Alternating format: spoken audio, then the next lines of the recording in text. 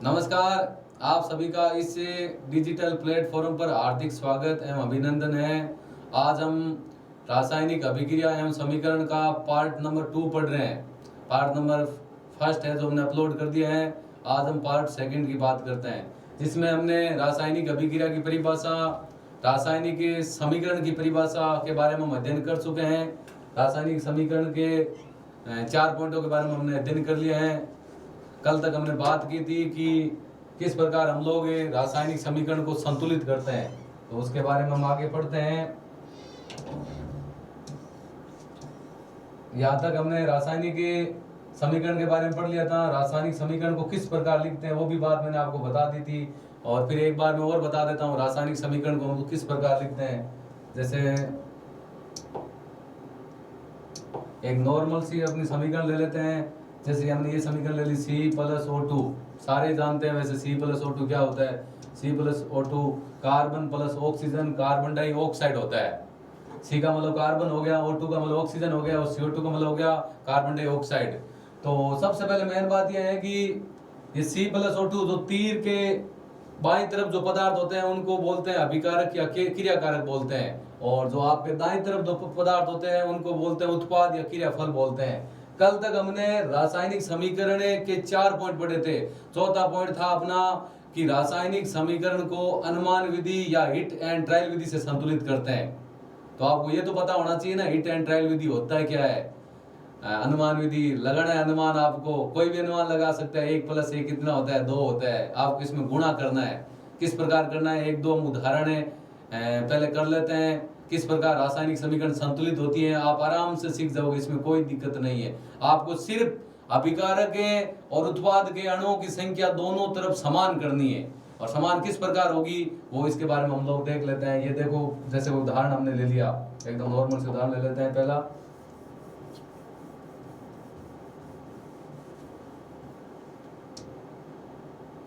जैसे हमने उदाहरण ले लिया, आप जानते हैं आप Mg का मतलब होता है मैग्नीशियम, और Mg+O2 आगे अपना बन गया MgO। Mg का मतलब हो गया मैग्नीशियम, O2 का मतलब हो गया ऑक्सीजन, और MgO का मतलब हो गया मैग्नीशियम ऑक्साइड। अब आप इसमें देख सकते हो यहाँ पर मैग्नीशियम के अणुओं की संख्या या परमाणु की संख्या 1 है, जबकि यहाँ पर ऑक्सीजन के अणुओं की संख्या 2 है। यहाँ पर अपना मैग्नीशियम 1 है, यहाँ पर ऑक्सीजन भी कितना है, 1 है। तो इसमें अभिकारक और उत्पाद के अणुओं की संख्या बराबर नहीं है। बराबर करने के लिए हम लोग क्या करेंगे, यहाँ पर ऑक्सीजन के अणुओं की संख्या 2 है, तो इसको दो करने के लिए हम लोग क्या करेंगे, इसको 2 से गुणा कर देंगे। 2 से गुणा करते हैं, किस प्रकार करना है, Mg+O2, ये अपना आगे बन गया MgO। इस पूरे को हम 2 से गुणा कर देते हैं। 2 से गुणा करेंगे तो यहाँ पर ऑक्सीजन परमाणु की संख्या तो 2 होगी, ऑक्सीजन के साथ में यहाँ पर मैग्नीशियम परमाणु की संख्या 2 और हो जाती है, लेकिन यहाँ पर मैग्नीशियम परमाणु की संख्या 1 है। बराबर कैसे करेंगे, तो इधर भी हम लोग कितने से गुणा कर देते हैं, 2 से गुणा कर देते हैं। अब ये आपकी जो रासायनिक समीकरण है, ये और ये चीज एक ही है, लेकिन ये रासायनिक समीकरण आपकी संतुलित नहीं है, जबकि नीचे वाली रासायनिक समीकरण आपकी संतुलित है, जिसको हमने हिट एंड ट्रायल विधि से संतुलित किया है। और भी उदाहरण ले सकते हैं इसका। जैसे ये उदाहरण ले लिया, देखो C3H8+O2, आगे हमने बना दिया CO2+H2O। अब इनका पहले तो नाम क्या होता है, नाम मैं आपको बता देता हूँ। नॉर्मल सीधी सी बात है कि C3H8 को बोलते हैं प्रोपेन, जिसमें कार्बन परमाणु के मध्य सिंगल बॉन्ड होता है, N जुड़ता है। वो आगे नेक्स्ट लेसन आएगा, मैं आपको बताऊंगा। इसका नाम है प्रोपेन, और इसका नाम O2 का नाम है ऑक्सीजन, CO2 को आप जानते हैं कार्बन डाइऑक्साइड, और H2 का मतलब होता है जल। लेकिन अपने को मेन बात है यहाँ पर रासायनिक समीकरण को संतुलित करना। नाम आए या नहीं आए उससे अपने को ज्यादा लेन देन नहीं है। हम लोग क्या करते हैं, आप यहाँ देख सकते हो, यहाँ पर कार्बन परमाणु की संख्या 3 है, और यहाँ पर आपके कार्बन परमाणु की संख्या 1 है। तो हम लोग क्या करेंगे, पहले कार्बन परमाणु संख्या को बराबर करेंगे। यहाँ पर कार्बन परमाणु संख्या 3 है, यहाँ पर 1 है, तो आपको क्या करना है, इसको 3 से गुणा करेंगे, यहाँ पर भी कार्बन परमाणु 3 हो जाएंगे। तो नेक्स्ट स्टेप देखते हैं हम लोग, C3H8+O2, आगे हो गया अपना 3CO2+H2। अब यहाँ हम नेक्स्ट वाली स्टेप में देख सकते हैं कि यहाँ पर कार्बन और यहाँ पर कार्बन, दोनों तरफ कार्बन परमाणु की संख्या बराबर है। तो बराबर है, इसका मतलब कार्बन अपने बराबर हो गए। यहाँ पर आप देखो हाइड्रोजन परमाणु की संख्या 8 है, जबकि यहाँ पर हाइड्रोजन परमाणु की संख्या कितनी है, 2। बराबर करने के लिए आप खुद को पता है कि 2 को कितने से गुणा करेंगे, 8 हो जाएंगे। 2 को गुणा करना है अपने को 4 से, तो हम लोग इसको गुणा कर देते हैं। यहाँ पर कितने से, 4 से। तो यहाँ पर कार्बन 3 है, यहाँ पर भी कार्बन 3 है, यहाँ पर हाइड्रोजन 8 है, यहाँ पर भी हाइड्रोजन 8 है। अब यहाँ पर ऑक्सीजन 2 है, यहाँ पर देखो 3 ही है, दोनों के गुणा हो गए हैं। एक यहाँ पर ऑक्सीजन हो गए B3 6, और ये भी है 4, दोनों के गुणा में 6 और 4 कितने हो गए, 10। तो यहाँ पर ऑक्सीजन 2 है, 10 करने के लिए अपने को गुणा करना पड़ेगा 5 से। ये आपकी है असंतुलित रासायनिक समीकरण, और नीचे वाली आपकी है रासायनिक समीकरण संतुलित। इस प्रकार और भी अपने उदाहरण आएंगे, क्वेश्चन आंसर होंगे, अपने उदाहरण आएंगे। उदाहरण में आपको आराम से समझाऊंगा, इसके बारे में मैं बात करूंगा। इसके बाद में अगला अपना टॉपिक है रासायनिक समीकरण को किस प्रकार लिखते हैं, उनके बारे में हमने देख लिया। रासायनिक समीकरण को हीट एंड ट्रायल विधि से संतुलित करते हैं, इसके बारे में भी हमने देख लिया। अब हम बात करते हैं कि रासायनिक समीकरण को संतुलित करने का जो महत्व होता है, क्या होता है महत्व, अपना ये टॉपिक है रासायनिक समीकरण को संतुलित करने का महत्व। इस टॉपिक के बारे में बात करते हैं। इसमें आपका क्या दे रखा है कि आप द्रव्यमान संरक्षण नियम के बारे में जानते होंगे। द्रव्यमान संरक्षण का नियम का मतलब क्या होता है, जिसमें अभिकारक और उत्पाद दोनों तरफ द्रव्यमान का मान समान होता है। ना तो द्रव्यमान अभिकारक का ज्यादा होता, ना उत्पाद का, दोनों तरफ द्रव्यमान का मान समान होगा, वही द्रव्यमान संरक्षण का नियम होगा। उसके अनुसार ना तो द्रव्यमान को हम लोग उत्पन्न कर सकते हैं और ना ही उसका विनाश कर सकते हैं। संरक्षण का नियम यही बोलेगा कि ना तो द्रव्यमान को उत्पन्न किया जा सकता, ना उनका विनाश होगा। अभिकारक और उत्पाद दोनों के द्रव्यमान का मान समान होगा, यही आपका द्रव्यमान संरक्षण का नियम होगा। और उसी के आधार पर हम लोगों को रासायनिक समीकरण को संतुलित करते हैं। इसका मुख्य महत्व यही होता है कि दोनों तरफ आपका द्रव्यमान का मान समान होता है। इसमें आपकी देखो एक समीकरण दे भी रखी है, जैसे ये आपकी दे रखी है Zn प्लस H2SO4। आपकी समीकरण क्या दे रखी है, मैं यहाँ पर लिख देता हूँ Zn प्लस H2SO4। आगे आपकी क्या बनी है, ZnSO4 प्लस H2। इसमें आपको देख सकते हैं कि Zn को आपको जिंक बोलते हैं, H2SO4 जिसको सल्फ्यूरिक अम्ल बोलते हैं, जो अपना अम्लों का राजा है। और आगे ये एक विस्थापन अभिक्रिया है जिसके बारे में हम आगे पढ़ेंगे। इसको ZnSO4 को बोलते हैं जिंक सल्फेट, और H2 अपनी होगी हाइड्रोजन गैस।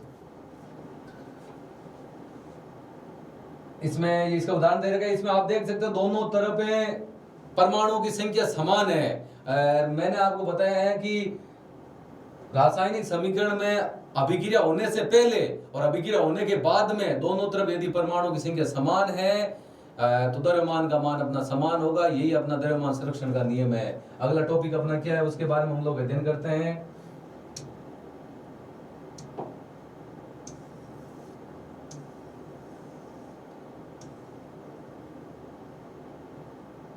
जैसे इसमें एक उदाहरण और दे रखा है कि इस उदाहरण को मतलब रासायनिक समीकरण दे रखी है, उसको किस प्रकार हम लोग संतुलित करते हैं। इसमें परमाणु की संख्या कितनी दे रखी है, तो हम लोग यहीं पर इसको संतुलित करके मैं आपको बता देता हूं। जैसे अपना उदाहरण दे रखा है Fe प्लस H2O। आगे अपना तीर का निशान दे रखा है Fe3O4 प्लस H2। ये अपना उदाहरण दे रखा है। मैं इस साइड में हम लोग संतुलित कर लेते हैं, एक ही बात है।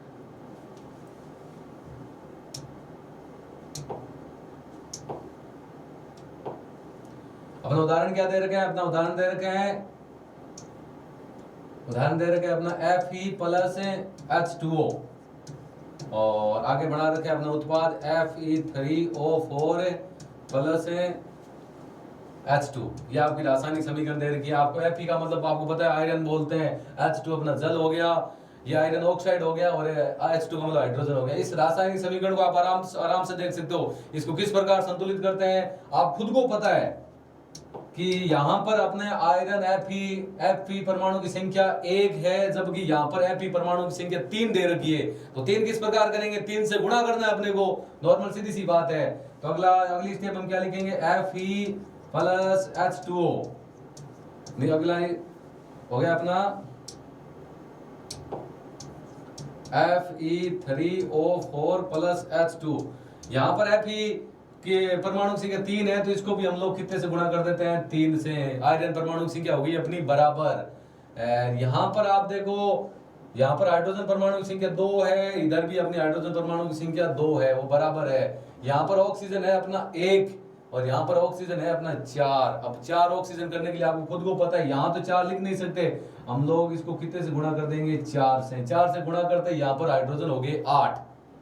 अब हाइड्रोजन 8 हो गया, ऑक्सीजन तो 4 हो गए, ऑक्सीजन बराबर है आयरन भी बराबर है, हाइड्रोजन 8 हो गए, तो इसको भी हम कितने से गुणा कर देंगे 4 से। ये है आपकी असंतुलित रासायनिक समीकरण है, और ये नीचे वाली है आपकी संतुलित रासायनिक समीकरण है। संतुलित रासायनिक समीकरण को नॉर्मल सीधी सी बात है, इसको अनुमान विधि से संतुलित करते हैं, जिसका दूसरा नाम है हिट एंड ट्रायल विधि। दूसरा नाम क्या है अपना? हिट एंड ट्रायल विधि। सारे बच्चे आराम से कर सकते हैं, कोई बात नहीं। यदि समझ में नहीं आ रहा है तो आप वीडियो को पीछे लेके आराम से देख सकते हो। हमने कुछ नहीं किया है, हमने दोनों तरफ अणुओं की संख्या समान की है। समान करने के अलावा हमने कुछ नहीं किया है। इसके बाद में आगे देखते हैं अगला टॉपिक अपना क्या है। और उदाहरण आ रखे हैं जिसमें रासायनिक समीकरण को संतुलित कर रखा है। कितने भी उदाहरण करवा लो, हम लोग इनको आराम से संतुलित कर सकते हैं।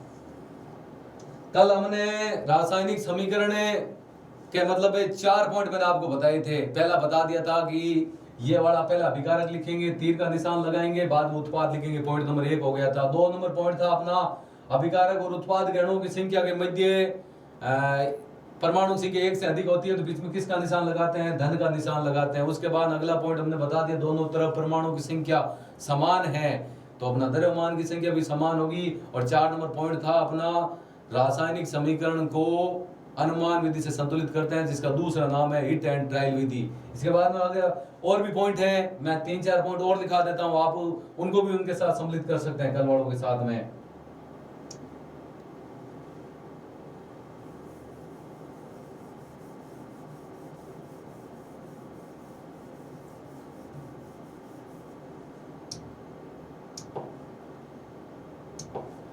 पॉइंट नंबर कल हमने 4 तक की बात की, आज हम पॉइंट नंबर 5 की बात करते हैं। 5 नंबर अपना पॉइंट क्या है कि रासायनिक समीकरण में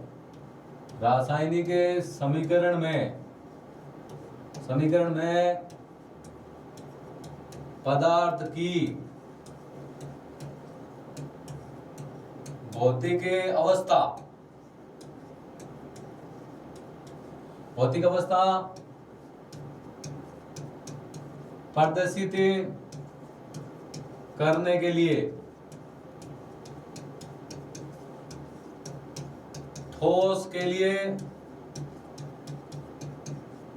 एस छोटा एस स्मॉल दूसरी एबीसीडी वाला, और द्रव्य के लिए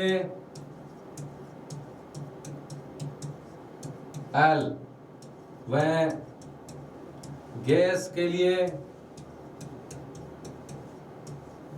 जी से प्रदर्शित करते हैं।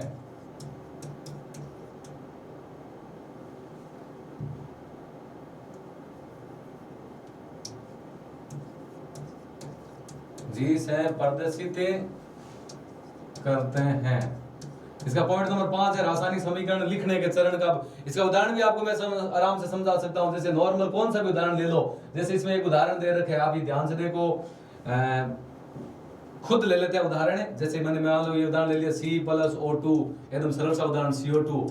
इसमें इनका मतलब क्या होता है? इनका मतलब ये होता है ये जो कार्बन होता है, आप खुद को पता है कि इसकी अवस्था ठोस होती है, तो सीधा सा है इसमें रासायनिक समीकरण में कोष्ठक नीचे S लिखा होगा। इसका मतलब हम पहचान सकते हैं कार्बन कौन सी अवस्था में है? ठोस अवस्था में। ऑक्सीजन के कोष्ठक में यदि G लिख रखा है, इसका मतलब हो गया ऑक्सीजन आपकी गैस अवस्था में है। और H2O का मतलब CO2 का मतलब हो गया कार्बन डाइऑक्साइड, उसके कोष्ठक में G लिख रखा है, इसका मतलब हो गया ये भी अपना गैस अवस्था में होते हैं। कुछ पदार्थ ऐसे होते हैं जिनकी अवस्था अलग होती है, लेकिन उनकी भाई पदार्थ का अणुसूत्र सेम ही होता है लेकिन अवस्था अलग अलग होती है। कैसे मैं बताता हूं। जैसे हम लोगों ने H2O ले लिया, H2O लिए कोष्ठक में S ले लिया, इसका मतलब है जो आपका जल है वो बर्फ के रूप में है। और यदि इस प्रकार हो गया अपना H2O है, इसके कोष्ठक में G लिख रखा है, इसका मतलब है आपका जल है वो वाष्प के रूप में। यदि L लिखा होगा तो सीधी सी बात उधर अवस्था में है। तो इसके उदाहरण ये पॉइंट नंबर 5 हो गया। ठोस के लिए हम छोटा S कहां मिलेंगे रासायनिक समीकरण में, द्रव्य के लिए छोटा L कहां मिलेंगे, और गैस के लिए हम लोग क्या कहां मिलेंगे? G कहां मिलेंगे। सीधी सी बात है। पॉइंट नंबर 6 की बात करते हैं। छठा पॉइंट हो जाएगा अपना 5 तक पॉइंट की बात कर ली। छठा पॉइंट है इसमें तो नहीं, इसमें तो अपने मेन 2-3 पॉइंट दे रखे हैं, लेकिन छठा पॉइंट है अपना कि रासायनिक समीकरण मतलब रासायनिक समीकरण में कोई भी अभिक्रिया कितने ताप और दाब पर होगी, उस ताप और दाब को तीर के निशान के ऊपर लिखते हैं। पॉइंट नंबर 6 हो जाएगा, रासायनिक समीकरण में ताप व दाब को तीर के निशान के ऊपर लिखते हैं।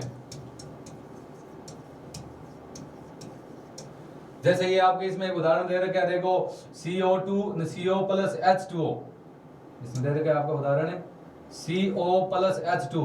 CO का मतलब हो गया कार्बन मोनोऑक्साइड, H2 का मतलब हो गया हाइड्रोजन, आगे आपका बना रखा है CH3OH मेथेनॉल, ऊपर लिख रखा है 340 एटीएम।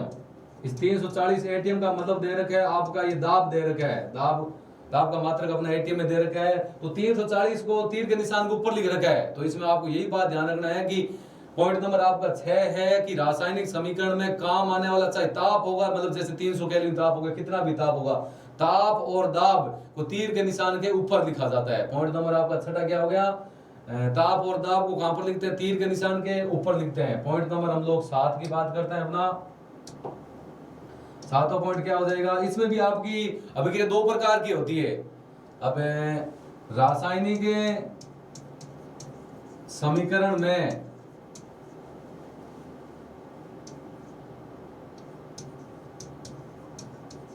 उत्क्रमणीय अभिक्रिया के लिए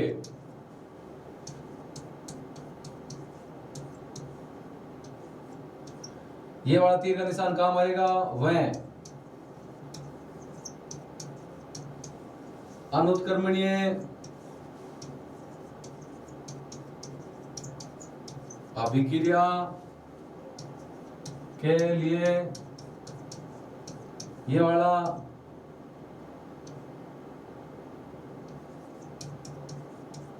चिन्ह काम में लेते हैं। पॉइंट नंबर अपना 7वां क्या बोलते हैं कि कोई भी रासायनिक समीकरण में अभिक्रिया आपकी उत्क्रमणीय है या अनुत्क्रमणीय है। उत्क्रमणीय का मतलब होता है कि वह रासायनिक अभिक्रिया जो दोनों दिशा में संपन्न होती है। दोनों दिशा का मतलब होता है जिसमें अभिकारक का उत्पाद भी बन सकता है और उत्पाद का पुनः अभिकारक भी बन सकता है। उत्क्रमणीय अभिक्रिया के लिए हम लोग ये तीर का निशान काम में लेंगे, अनुत्क्रमणीय अभिक्रिया के लिए हम लोग ये तीर का निशान काम लेंगे, जिसमें अभिकारक से सिर्फ उत्पाद बनेगा, ना कि उत्पाद से अभिकारक बन सकता है। एक प्रकार का उत्क्रमणीय अभिक्रिया होती है वो भौतिक परिवर्तन होता है, और अनुत्क्रमणीय अभिक्रिया होती है वो एक प्रकार का रासायनिक परिवर्तन होता है, क्योंकि अभिकारक एक बार उत्पाद में चेंज हो गया तो बाद में चेंज वापिस परिवर्तन नहीं होता है, पुनः पदार्थ की प्रारंभिक अवस्था में उसको नहीं लाया जा सकता। सीधी सी बात है। ये 7 पॉइंट हो गए, और 2 पॉइंट और बता देता हूं इसके अंदर आपको।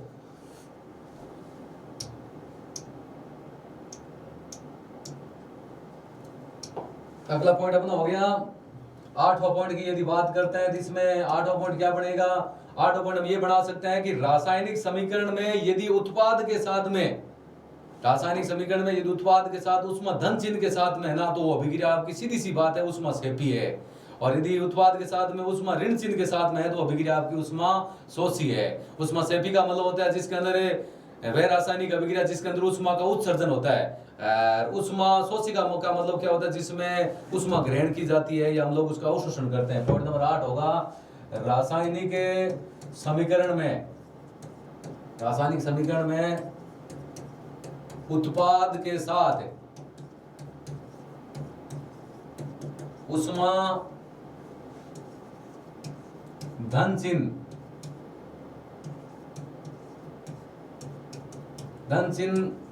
के साथ हैं तो अभिक्रिया उष्मा सेपी होगी। वह यदि उष्मा ऋण चिन्ह के साथ हैं तो अभिक्रिया उष्मा शोषी होगी। ये पॉइंट नंबर अपना 8 हो गया। पॉइंट तो अधिकतर परीक्षा में तो 2 ही पूछते हैं, लेकिन हम लोगों को सारे पॉइंटों के बारे में पता होना चाहिए। हमने सीधी सी बात है, इसका मैं कोई उदाहरण ले लेता हूँ। कौन सा भी उदाहरण लेता हूँ, जैसे उदाहरण आप अपनी इच्छा से बना देते हैं। जैसे मैंने उदाहरण बना दिया, जैसे कोई भी रासायनिक अभिक्रिया है, जैसे यहाँ से कोई उदाहरण उठा लिया, जैसे ये उठा लिया CO plus H2, sorry CO plus H2, आगे अपना बढ़ेगा CH3OH, और साथ में दे रखी प्लस में उष्मा दे दी, मान लो मैंने कितनी 25 कैसियल प्रति मोल। उष्मा किसे, उष्मा का अलग अलग मात्रा होता है, केल्विन होता है, इसमें हमने कैसियल प्रति मोल दिया। अब सीधी सी बात है कि यदि ये आपका अभिकारक है, ये आपका उत्पाद के साथ भी यदि उष्मा धन चिन्ह के साथ में है, ऐसा कोई उदाहरण पूछ ले कि ये कौन सी रासायनिक अभिक्रिया, तो अपने खुद को पता है कि उत्पाद के साथ में यदि उष्मा धन चिन्ह के साथ में है, उत्पाद के साथ में यदि उष्मा धन चिन्ह के साथ में होगी, तो अभिक्रिया आपकी उष्मा सेपी होगी। और यहाँ पर यदि उष्मा भाई अभिक्रिया यही मान लो, और उसका जगह माइनस का 25 लिख दिया, तो माइनस का 25 लिख दिया, उत्पाद के साथ में यदि उष्मा ऋण चिन्ह के साथ में आ रही है, तो आपकी अभिक्रिया उष्मा शोषी होगी। इसमें इतनी उष्मा बची है, उत्सर्जन हुआ है इतनी उष्मा का, और माइनस का मतलब होता है उसने इतनी उष्मा ग्रहण की है, अवशोषण की है। उत्पाद के साथ में उष्मा धन चिन्ह के साथ में है, तो इसका मतलब हो गया अभिक्रिया आपकी उष्मा सेपी है। और यदि ऋण चिन्ह के साथ में है, तो आपकी अभिक्रिया कौन सी होगी, उष्मा शोषी होगी। ये पॉइंट नंबर आपका हो गया 8वां। इसके बाद में एक मेन पॉइंट और लिखवा देता हूं इसमें। वैसे पॉइंट तो परीक्षा में तो अधिकतर 2 ही पूछेंगे, 2 से ज्यादा तो कोई पूछने वाला नहीं है। पॉइंट नंबर 9 हम लिख लेते हैं, रासायनिक समीकरण में, रासायनिक समीकरण में उत्प्रेरक को तीर के निशान के ऊपर लिखते हैं, ये हो गए। मैंने आपको मेन इसके 9 पॉइंट लिखवा दिए हैं। रासायनिक समीकरण को लिखने के चरण भाई किस प्रकार लिखते हैं, इसके मेन आपको 9 पॉइंट लिखवा दिए हैं। 9 पॉइंट कौन कौन से हैं, कल लिखाए थे 4 पॉइंट है, और 5 पॉइंट मैंने आज लिखा दिए।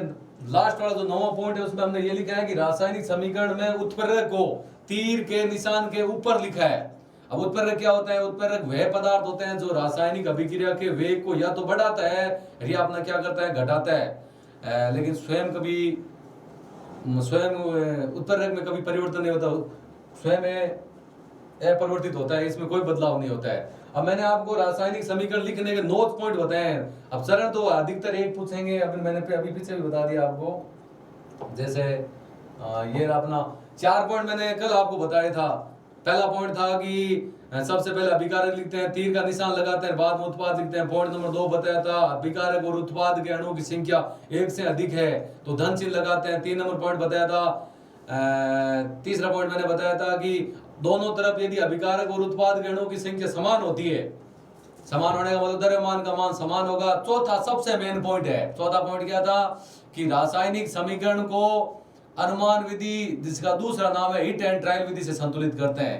पॉइंट नंबर 5 मैंने आपको यहाँ पर दे रखा है कि रासायनिक समीकरण में भौतिक अवस्था 3 होती है। ठोस के लिए छोटा s काम में लेंगे, द्रव्य के लिए दूसरे एफसीडी का मान लो स्मॉल है, लेटर मान लो L काम में लेंगे, और गैस के लिए हम लोग काम में लेंगे G। पॉइंट नंबर आपका 6 है, ताप और दाब, कितने ताप और दाब पर अभिक्रिया संपन्न होगी, उसको ताप और दाब को तीर के निशान के ऊपर लिखते हैं। और पॉइंट नंबर आपका 8 है कि रासायनिक समीकरण में जो अभिक्रिया उत्क्रमणीय है या अनुत्क्रमणीय, उत्क्रमणीय का मतलब होता है वह रासायनिक अभिक्रिया जो दोनों दिशा में संपन्न होती है। दोनों का मतलब अभिकारक से उत्पाद भी बनेगा और उत्पाद से अभिकारक भी बनेगा। और लास्ट वाला 8वां 9 पॉइंट मैंने आपको यहाँ लिखवा रखा है कि रासायनिक किसी भी रासायनिक समीकरण में उत्पाद के साथ यदि उष्मा धन चिन्ह के साथ में है तो वो आपकी अभिक्रिया होगी उष्मा सेपी, याद रखना। और किसी भी रासायनिक समीकरण में या रासायनिक अभिक्रिया में उत्पाद के साथ उष्मा ऋण चिन्ह के साथ में दे रखी है, माइनस के चिन्ह के साथ में, तो सीधा सा आंसर होगा वहां पर आपकी अभिक्रिया उष्मा शोषी है।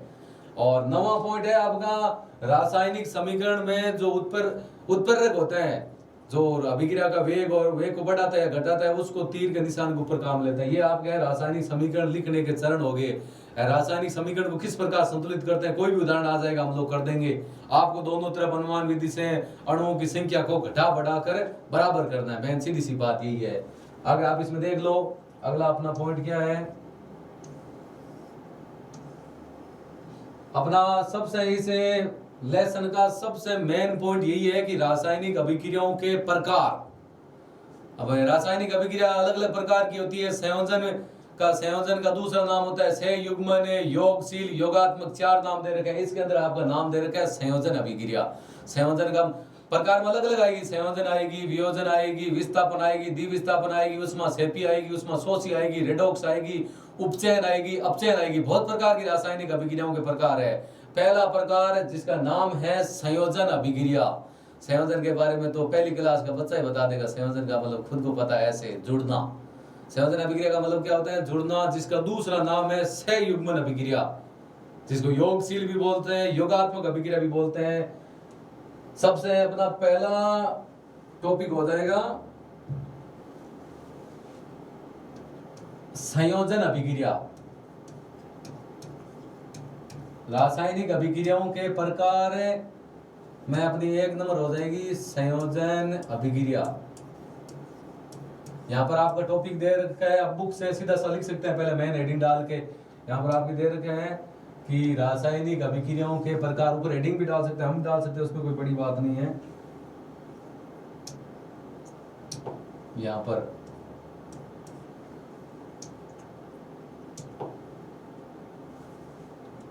रासायनिक अभिक्रियाओं के प्रकार, रासायनिक अभिक्रिया प्रकार। पॉइंट नंबर हमने 1 की बात कर ली है। 1 नंबर आपका पॉइंट है संयोजन अभिक्रिया। तो पहले इसकी परिभाषा लिखते हैं। संयोजन अभिक्रिया क्या होती है? तो लिखते हैं, वह रासायनिक अभिक्रिया, वह रासायनिक अभिक्रिया, वह रासायनिक अभिक्रिया जिसमें 2 या 2 से अधिक अभिकारक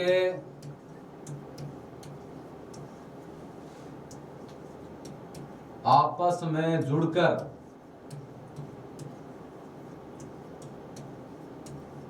में जुड़कर एकल उत्पाद का निर्माण करते हैं।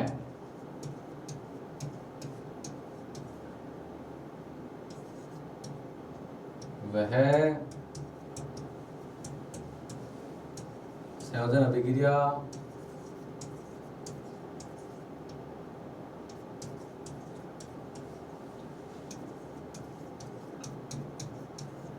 कहलाती है।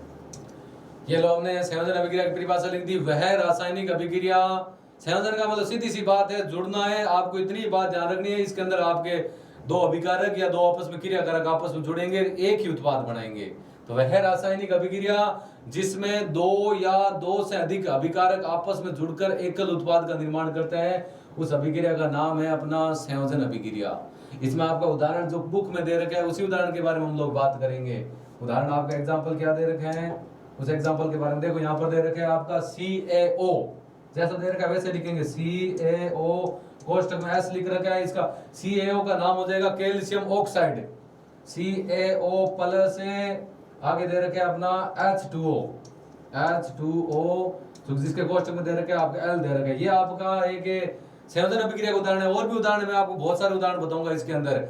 CaO का मतलब होता है कैल्शियम ऑक्साइड और H2O का मतलब होता है जल। मैंने आपको पहले भी बताया था रासायनिक समीकरण में, ये कोष्टक में जो S लिख रखा है, इसका मतलब आपका होता है ये पदार्थ आपकी, इसकी भौतिक अवस्था ठोस है। इसकी भौतिक अवस्था जैसे H2O की 3 अवस्था होती है, S लिखा होता है तो बर्फ अवस्था में भाई ठोस अवस्था में होता है, L ले रखा है द्रव अवस्था में, G लिखा होता है वाष्प के रूप में गैस अवस्था में होता।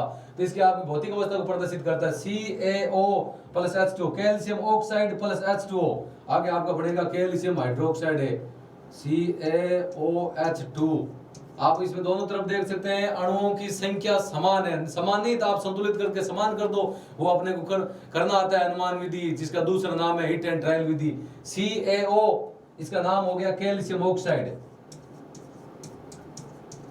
Calcium oxide. और H2 का नाम हो गया आपका जल और इसका नाम हो जाएगा कैल्शियम हाइड्रोक्साइड। Calcium hydroxide. ये इसका जो बुक में आपका जो पहला उदाहरण दे रखा था उस उदाहरण के बारे में हमने बात की है। ये एक प्रकार की संयोजन अभिक्रिया है, क्योंकि तीर के इधर वाले पदार्थों को अपना बोलते हैं अभिकारक है और इस इधर वाले पदार्थों को अपना क्या बोलते हैं, उत्पाद। जिसमें वह रासायनिक अभिक्रिया जिसमें दो या दो से अधिक अभिकारक जुड़कर एकल उत्पाद का निर्माण करते हैं। ये आपका उदाहरण दे रखा है। ये कैल्शियम ऑक्साइड है जो ठोस अवस्था में यदि उसको जल में घोलते हैं तो अपना कैल्शियम हाइड्रोक्साइड बनता है। इसका सामान्य भाषा में ऐसे बोल सकते हैं कि धातु ऑक्साइड की अभिक्रिया जल के साथ करने पर धातु हाइड्रोक्साइड का निर्माण होता है, जो आपने 8th क्लास में आ रखा है। धातु ऑक्साइड की अभिक्रिया यदि जल के साथ करेंगे ये धातु हाइड्रोक्साइड का निर्माण करेगा। कैल्शियम ऑक्साइड एक दुर्बल क्षार है। और इसके बारे में अपने और भी उदाहरण दे रखे हैं। अपने दूसरा उदाहरण देखो, यहाँ पर है मैन संयोजन अभिक्रिया। मैन अलग से उदाहरण पूछते हैं। 1 नंबर उदाहरण है आपका ये, इस संयोजन अभिक्रिया का कोयले का दहन। कोयले का दहन। अब आप जानते हो कोयले के अंदर कार्बन होता है, दहन का मतलब जलना होता है। आप जलाएंगे कोयले को। आज की दुनिया में सारे लोग एक दूसरे को जलाते ही है, इसके अलावा तो और कोई काम बचा नहीं है। तो हम भी कोयले को जला कर देख लेते हैं उनका उदाहरण क्या होता है। तो देखें उदाहरण है, उदाहरण आपका दे रखे हैं C+O2। अब यही इसमें O2 क्यों लिखा खुद को आपको पता होना चाहिए भाई। कोयले का दहन, कोयले के अंदर कार्बन है, कार्बन का प्रतीक होता है C और प्लस O2, क्योंकि कोई भी पदार्थ होता है वो ऑक्सीजन की उपस्थिति में जलता है। ऑक्सीजन की उपस्थिति में जलेगा तो C+O2, आगे आपको पता है क्या बनेगा, CO2। इस पार्ट की सबसे सरल रासायनिक अभिक्रिया या रासायनिक समीकरण है। इसकी कॉस्टिंग में S लिखना है। ये ठोस अवस्था में, ये गैस अवस्था में कार्बन डाइऑक्साइड होती है, गैस अवस्था में होती है।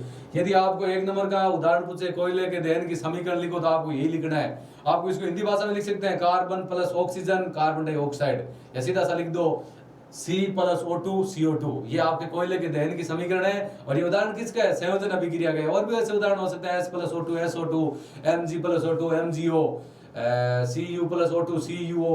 बहुत सारे उदाहरण होते हैं, लेकिन जो आपकी बुक में दे रखे हैं, बुक ज्यादातर 10th के बोर्ड में क्या होता है कि किताब बुक से बाहर ज्यादातर क्वेश्चन पूछते नहीं है। मेन बात यह है कि आपने को बुक में जो जो आपके एग्जाम्पल दे रखे हैं, खासकर उन एग्जाम्पल के बारे में अपने को पता होना चाहिए। तो पहला उदाहरण हो गया कोयले के दहन की समीकरण यदि आपसे पूछे तो सीधी सी होगी C+O2, आगे क्या बनेगा अपना CO2। दूसरा अपना उदाहरण दे रखे हैं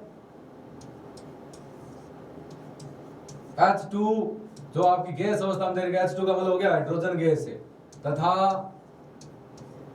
O2 भी अपनी गैस होती है से जल का निर्माण। अब आप सभी को यह तो पता ही है कि भाई जल का सूत्र क्या होता है। जल का सूत्र तो सभी जानते हैं, H2 होता है। और ये भी जानते होंगे उसके अंदर दो गैसें होती है, एक हाइड्रोजन होती है, दूसरी आपकी कौन सी होती है, ऑक्सीजन। इसमें बोल रखा है, उसके अनुसार हम तो बढ़ा देंगे। भाई आपका दे रखे हैं कि ये लो हाइड्रोजन हो गया, H2 हो गया, प्लस ये आपकी होगी O2, ये हाइड्रोजन और ऑक्सीजन आगे आपका बन गया H2O। H2 हो गया ये आपके हाइड्रोजन और ऑक्सीजन गैस मिलकर आपका जल का निर्माण करती है। वो अभिक्रिया हमने संपन्न भी कर दी। लेकिन इस रासायनिक अभिक्रिया या समीकरण को देखने पर आपको क्या लगता है, ये असंतुलित रासायनिक समीकरण संतुलित नहीं है। संतुलित क्यों नहीं है, यहाँ पर है हाइड्रोजन परमाणु संख्या 2 है, यहाँ पर भी 2 है, ऑक्सीजन यहाँ 2 है, यहाँ पर ऑक्सीजन 1 है। इसको संतुलित किस प्रकार करते हैं अपने को यही करना है, H2+O2। आगे अपना क्या बन गया H2O। इसको संतुलित करना है। यहाँ पर हाइड्रोजन 2 है, यहाँ पर भी 2, यहाँ ऑक्सीजन 2 है, यहाँ पर ऑक्सीजन 1 है। इसको 2 से गुणा करेंगे। ऑक्सीजन 2 हो गया, लेकिन हाइड्रोजन 4 हो गया तो इसको भी कितने से गुणा कर देंगे, 2 से। कहना मतलब इसको 2 से गुणा करना है, और यहाँ पर आपको भी इसको भी कितने से गुणा करना है, 2 से गुणा करना है। ये आपकी रासायनिक समीकरण में एकदम संतुलित है। हाइड्रोजन और ऑक्सीजन, कहना मतलब हाइड्रोजन के 4 परमाणु और ऑक्सीजन के 2 परमाणु मिलकर जल के 2 अणु का निर्माण करेगी। सीधी सी बात यह है अपना। इसमें अपना तीसरा पॉइंट दे रखा है, तो संयोजन अभिक्रिया के उदाहरण है अपना। तीसरा उदाहरण दे रखा है प्राकृतिक गैस का दहन। प्राकृतिक गैस का दहन का मतलब जलना ही होता है। प्राकृतिक गैस जिसके बारे में आप जानते हैं, प्राकृतिक गैस मेथेन जिसमें कार्बन परमाणु संख्या 1 होती है, हाइड्रोजन परमाणु संख्या 4 होती है, जिसका फॉर्मूला आपको पता ही होगा खुद को ही। फॉर्मूला क्या होता है, मेथेन का सूत्र होता है CH4 और कोई भी चीज जलती है, मैंने आपको बताया कि ऑक्सीजन की उपस्थिति में जलेगी, ऑक्सीजन की अनुपस्थिति में जल नहीं सकती, चलेगी तो इसका सूत्र हो जाएगा O2। अब आपको बताया कि प्राकृतिक गैस को जब हम दहन करते हैं, किसी चीज को जलाते हैं तो अपनी ये गैस निकलती है, कोई भी चीज जलाएंगे तो कार्बन को जलाने पर ये गैस निकलती है, कार्बन डाइऑक्साइड, ये बन गया अपना सूत्र CO2। अब पीछे बचा क्या, पीछे बचेगा अपना H2, जल बचेगा। नॉर्मल सीधी सी बात, ये आपकी रासायनिक समीकरण यहाँ पर दे रखी है, लेकिन इस समीकरण को आपको देखने पर आपको ये लगता है कि रासायनिक समीकरण संतुलित है। ये संतुलित समीकरण अपनी सही है, उदाहरण आपका एकदम से, इसको कोई गलत नहीं करेगा। प्राकृतिक गैस का देन, ये संयोजन अभिक्रिया का मेन उदाहरण था, हमने वो लिख दिया CaO, कैल्शियम ऑक्साइड प्लस जल, कैल्शियम हाइड्रोक्साइड। ये 3 अभिक्रिया के जो उदाहरण दे रखे हैं, ये भी आपके संयोजन अभिक्रिया ही हैं। इसको अलग से पूछ सकते हैं कि कोयले के दहन की समीकरण लिखो, तो आपको बोलते हैं, हम सीधा सा लिख देंगे C+O2 CO2, ये कोयले के दहन की समीकरण है। दूसरी समीकरण हम अपने ये पूछ रहे हैं H2 और O2 से जल का निर्माण करना है, तो जल का निर्माण कर देंगे, हाइड्रोजन और ऑक्सीजन गैस को जोड़कर अपना जल का निर्माण हो जाएगा।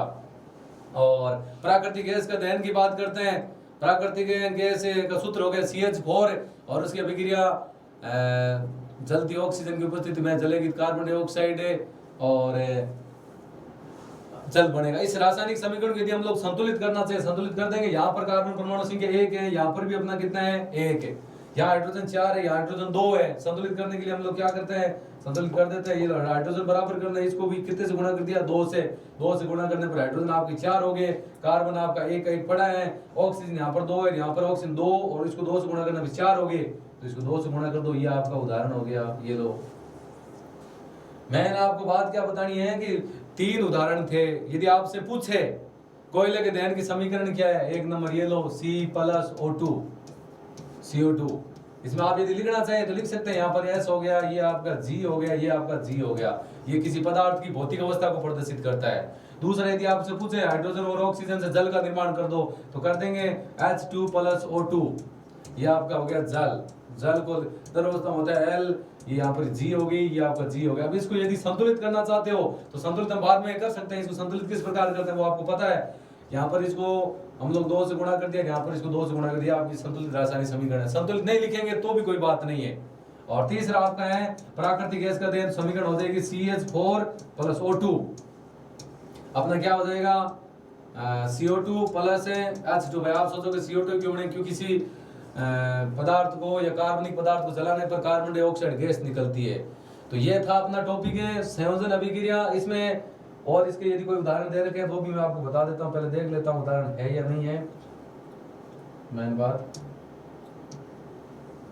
संयोजन अभिक्रिया क्या, इसमें संयोजन अभिक्रिया का एक उदाहरण और दे रखा है, वो उदाहरण है इसका नहीं, ऊष्माक्षेपी अभिक्रिया का है। ऊष्माक्षेपी अभिक्रिया जिसमें किसी रासायनिक अभिक्रिया में ऊष्मा का उत्सर्जन होता है, उसके बारे में हमें संयोजन तो अपनी होगी पूरी। आज के दिन में हमने रासायनिक समीकरण लिखने के चरण हमने बता दिए, पूरे रासायनिक समीकरण को किस प्रकार संतुलित करते हैं उसके बारे में हमने बता दिया। और रासायनिक अभिक्रिया का प्रकार जिसका पॉइंट नंबर 1 संयोजन अभिक्रिया के बारे में पढ़ लिया। बाकी वियोजन, विस्थापन, द्विविस्थापन, ऊष्माक्षेपी, ऊष्मा शोषी, जिसके बारे में अध्ययन हमें नेक्स्ट क्लास में करेंगे। धन्यवाद।